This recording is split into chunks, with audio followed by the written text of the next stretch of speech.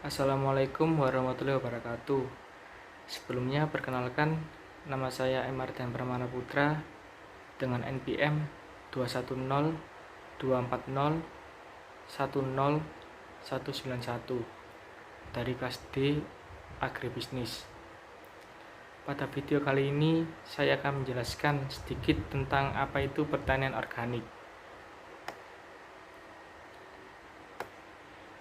Indonesia dikenal sebagai negara agraris karena mata pencaharian utama masyarakat Indonesia adalah bercocok tanam, dan terdapat beraneka ragam pula tanaman pertanian di Indonesia. Namun sangat disayangkan, semakin hari lahan pertanian Indonesia semakin sempit karena industrialisasi. Tanah hijau berubah menjadi tandus dan gersang. Bencana alam pun tak dapat dihindarkan. Selain itu, hal yang juga memprihatinkan adalah pola pikir masyarakat yang masih sering memandang sebelah mata tentang sektor pertanian.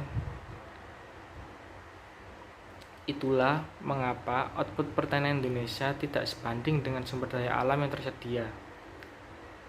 Oleh karena itu, diperlukan suatu langkah untuk memajukan pertanian Indonesia yang ramah lingkungan, sehingga tidak membahayakan makhluk hidup di dalamnya.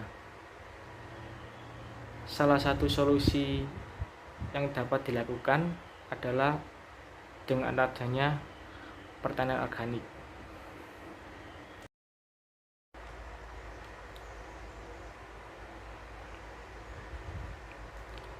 Definisi pertanian organik.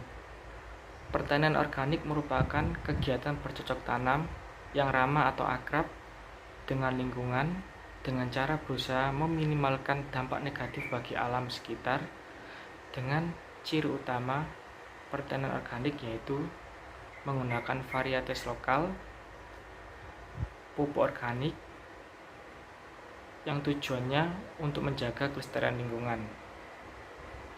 Dengan kata lain, pertanian organik adalah suatu sistem pertanian yang mendorong tanaman dan tanah tetap sehat melalui cara pengelolaan tanah dan tanaman yang diisyaratkan dengan pemanfaatan bahan-bahan organik.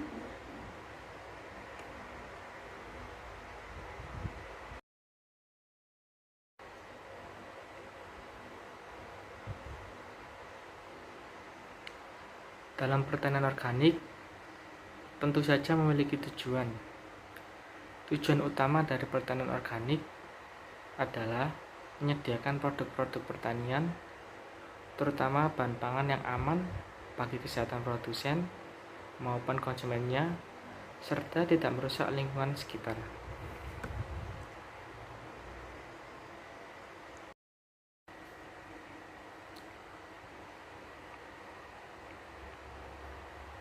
Adapun ciri-ciri pertanian organik. Yang pertama, melindungi kesuburan tanah dengan mempertahankan kadar bahan organik dan tidak menggunakan alat-alat mekanisme secara sembarangan.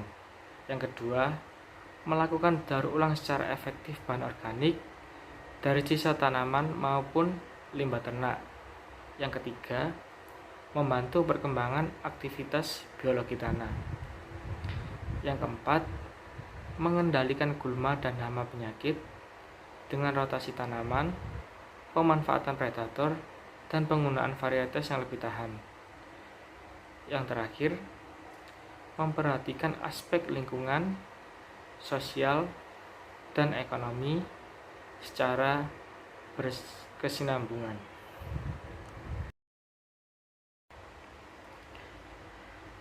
Adapun manfaat dari pertanian organik sendiri, yang pertama, menciptakan lingkungan kerja yang aman dan sehat bagi petani. Yang kedua, menciptakan dan menjaga keanekaragaman hayati. Yang ketiga, meminimalkan semua bentuk polusi yang dihasilkan dari kegiatan pertanian. Yang keempat, memperbaiki struktur dan kualitas serta mempertahankan kesuburan fisik, biologi, dan kimia tanah.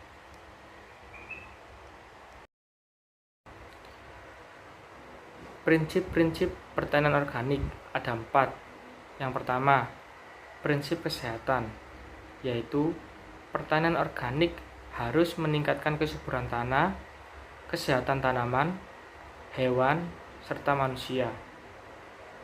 Yang kedua, prinsip ekologi, yaitu pertanian organik berdasarkan siklus dan sistem ekologi yang hidup.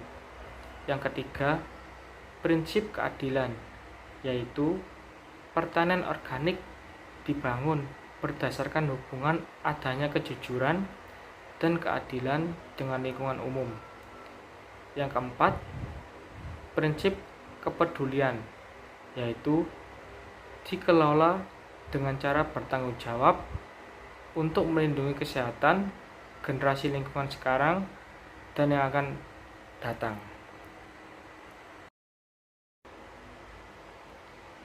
Dalam pertanian organik tentu saja memiliki kelebihan dan kekurangan. Kelebihan yang pertama, meningkatkan aktivitas organisme yang menguntungkan bagi tanaman. Yang kedua, pertanian organik juga meningkatkan nilai gizi. Yang ketiga, meningkatkan ketahanan dari serangan organisme pengganggu. Selain itu, ada juga kekurangannya. Yang pertama, ketersediaan bahan organik terbatas dan takarannya harus banyak. Yang kedua, transportasi mahal karena bahan bersifat ruah. Dan yang terakhir, terbatasnya informasi tentang pertanian organik kepada masyarakat.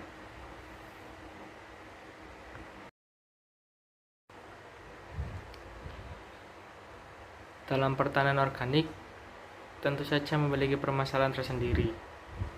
Seperti yang pertama, dukungan pemerintah yang masih kurang kepada masyarakat.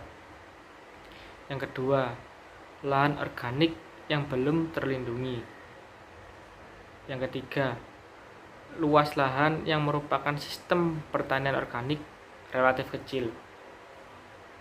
Yang keempat, pembangunan pertanian belum terintegrasi dengan pembangunan peternakan. Yang kelima, kegagalan kepercayaan pasar.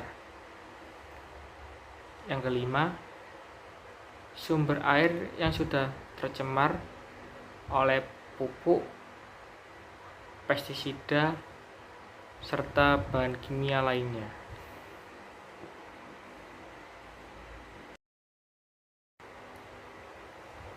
Untuk mengatasi permasalahan-permasalahan pertanian organik di atas, maka perlu adanya strategi pengembangan pertanian organik. Seperti yang pertama, adanya peningkatan pengetahuan dan kemampuan sumber daya manusia. Yang kedua, adanya sosialisasi pembinaan teknis dan pengembangan pemasaran. Yang ketiga, pengembangan sistem pengakuan dan pengawasan pertanian organik.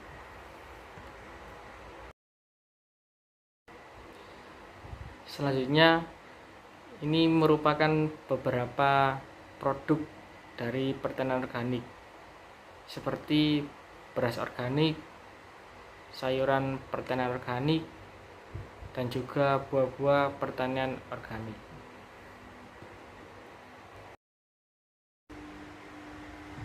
Dari pembahasan yang telah saya jelaskan tadi mengenai topik pertanian organik, dapat disimpulkan bahwa yang pertama, pertanian organik merupakan sistem pertanian yang menghasilkan produk yang sehat, aman dikonsumsi, dan mampu menopang pembangunan pertanian berjalan secara berkelanjutan. Yang kedua, cara pertanian organik prospektif dikembangkan di Indonesia, walaupun akan menghadapi beberapa masalah dan tantangan dari aspek teknis ekonomis, sosial, maupun kebijakan. Sekian yang saya dapat jelaskan. Mohon maaf apabila ada kata-kata saya yang salah. Wassalamualaikum warahmatullahi wabarakatuh.